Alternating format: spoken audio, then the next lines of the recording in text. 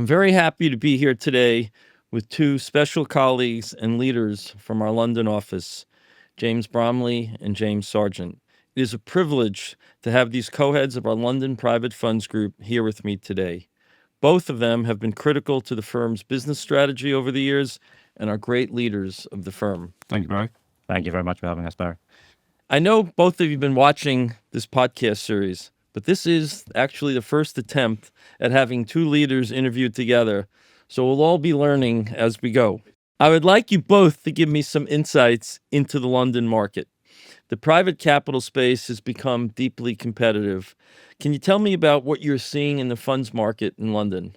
Yeah, very happy to. I think there's a lot of similarities with the US market, frankly. You're seeing challenging M&A environment leading to a challenging fundraising environment. I think you're seeing consolidation amongst some of the largest players in the market, but I also think you're seeing the emergence of a new generation of private funds managers across both private equity, private credit, and infrastructure as well. And many of the same themes that the US market is going through on a macro level is also applicable to the European market as well. Yeah, I think it's to add to what James is saying, I think there has been a significant change in the funds market in that what we used to do as funds lawyers predominantly was large flagship fundraisings, blind pool fundraisings for clients. That's still a big part of what we do, but increasingly our clients are thinking about accessing capital in a different way through SMAs, through co-investment structures. They are thinking about launching new products. What that feeds into is how we think about hiring and retention, in the sense of what we need when we're looking for lawyers to bring onto the platform are people who are multidisciplinary in their skill set, who can provide strategic advice to clients on new product launches, who understand how the investments fit into the fundraisings they're doing so that they can provide advice on liquidity solutions and co-investments. That is a different skill set from just going out and looking at people who are adept in running a large process. Clearly an interesting development for someone who was there sort of 40 years ago when it started to watch. Part of me wishes I was in it doing what you guys do, but I'll just look from the sidelines, so to speak. That was a terrific look at the London market right now. Is there a particular legal development or industry trend in your practice right now that you're navigating with clients, or something that you think clients should be keeping in mind as we're starting this year? Absolutely. I think the big picture in the fundraising space is it is harder to fundraise at the moment than it has been many times in the last decade. I think clients therefore have to think about how are we going to unlock pockets of capital that we might not have focused on before.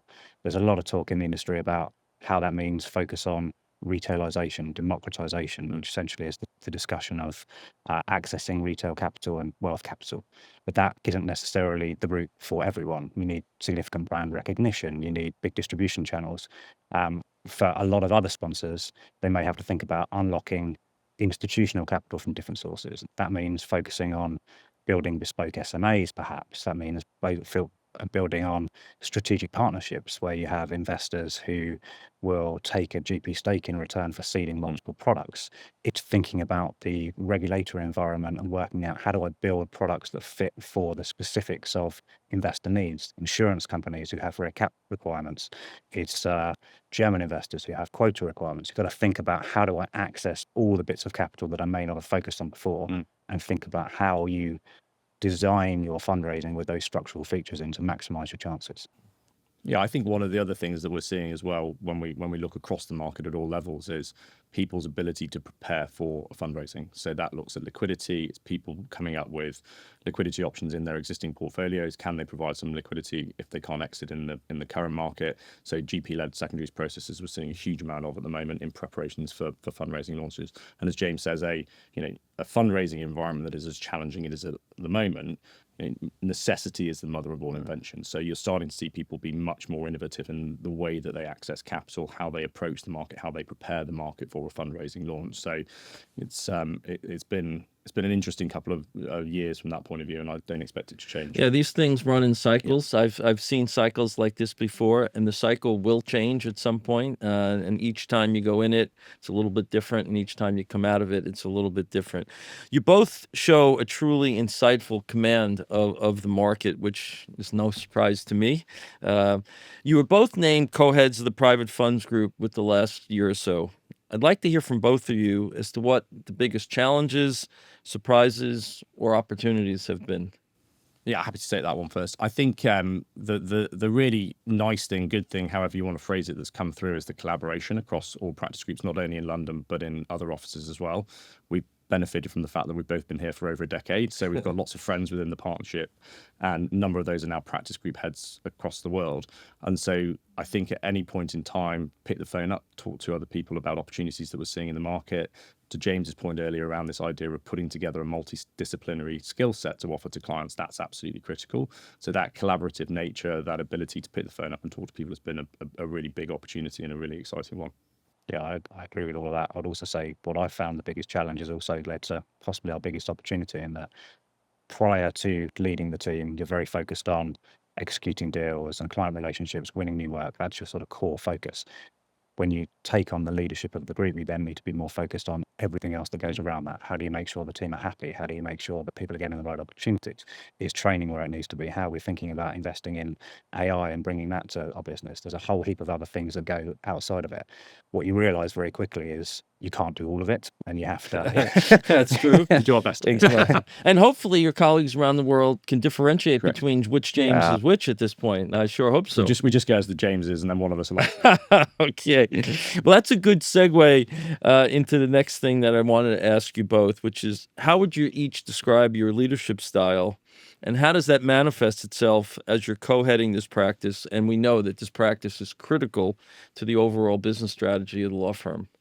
I'm happy to take that one first. I'll go with how I would like people to see my leadership style.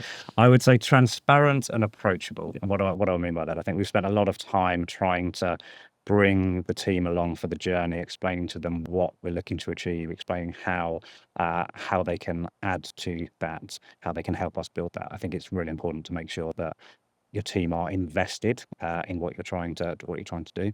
I think as a result of being open and transparent with them, people are very prepared to give us their ideas. And in a world where our industry is changing massively and business of law is changing massively, we don't have all the answers. We certainly don't have all the answers, and we try to. Exactly. I don't have them either. And it's great to feel that the team feel they can come to us with their thoughts on that. You only achieve that by being transparent with them on the other way.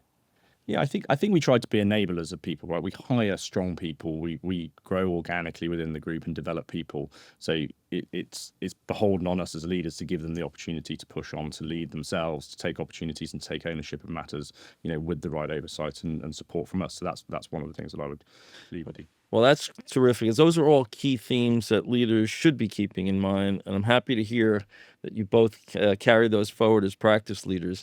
I want to round out the discussion with something a little bit more open-ended, which is, who is a leader outside of the legal industry that you admire and why? I think for me personally, I think I've always taken a lot of inspiration from the leadership in the military. And given we're in New York at the moment, if I look to US military leaders, I think Major Dick Winters, who ran Easy Company of the 506, immortalized in the HBO series Band of Brothers, I think has some excellent credentials as leadership, both in the field, and I'm not suggesting that the legal world is a battlefield by any stretch of the imagination, but I think there's a lot to be taken from individuals like that. I'm not sure how I follow that. I'm a big sports fan, so I look to the sporting arena, and in particular football, or soccer, as we're in America. And I look at Sir Alex Ferguson, who used to manage Manchester United through a very successful period of their history. There's two aspects of his leadership that I think resonate with me from a legal perspective. Firstly, a huge focus on spotting and nurturing young talent. I think you have to be focused on the most junior associates in your team and give them as many opportunities as possible. And secondly, building different teams through cycles. We talked earlier about the period of change in the industry. We need to be able to be adapting and trying to improve at all periods of time. He absolutely embodied that as a leader. Now we're going to change things up a little bit, and I'm going to ask you a series of questions, and whatever sort of thought comes to your mind, just shoot it back right at me. So, how do you like to start each day?